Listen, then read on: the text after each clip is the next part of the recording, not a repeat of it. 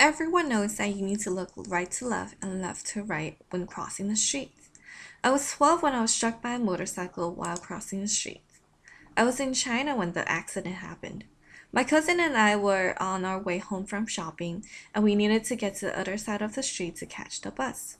Without looking carefully and checking the traffic twice, I proceeded forth, crossing the road with my cousin behind me.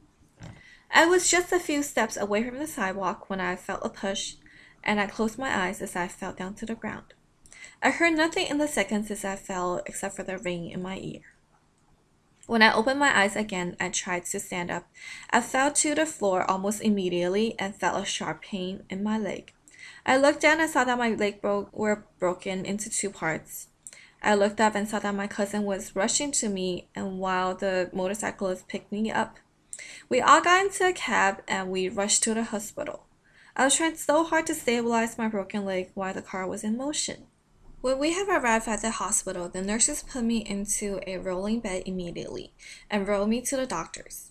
I went through a series of examinations before the doctors can finally pull a cast on my leg to secure it. I then fell asleep from all of the exhaustion. I spent the next 3 months on the bed with the cast.